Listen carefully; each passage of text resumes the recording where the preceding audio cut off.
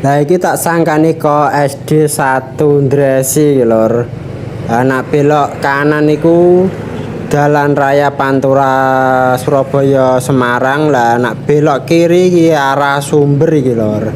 Iki saya mengidul terus lah. Iki ana pertigaan ta perapatan iki lur. Iki sing ngambil kanan ae lur. Arah kanan tembus makam iku. Lah iki aku ceritane ape dolan ning nggone rumput Malang ana ketoprak bakti kuncara malah dikon nyepil dhisik lho. Nek ora dikon nyepil iku ora oleh mangan kok jarene lho. Lah iki wis teko makame Desa Ndresi Kulon iki lho. Iki wis lurus mengidul makam iki lho.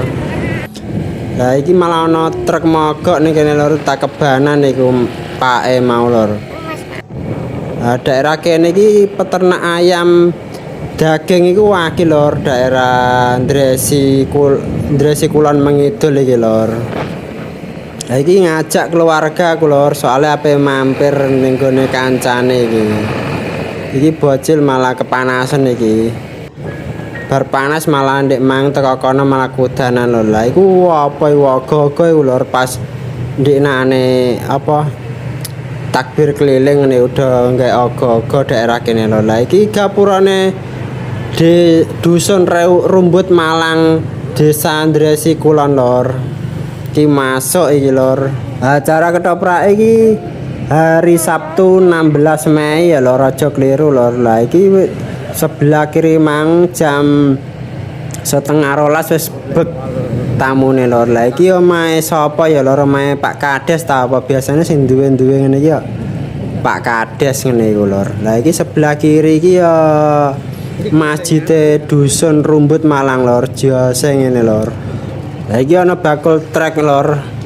Bakul motor trek sing terlaris iku. Iki aku saya lanjut mengulon iki lor. Bakule sebelah kanan tok, sebelah utara tok iki lho, ora oleh sebelah kiri. Dadine nak sebelah kanan tok niki dadine ora macet lho. Nak bengi waya wong do ndelok niku ora macet. Nak sebelah kanan kiri ala macet kaya ning Kedalon ndek wingi lho. Nak ning Kedalon wingi ngono ratane ombo do kanan kiri. Lah iki ratane ciut soalnya lho.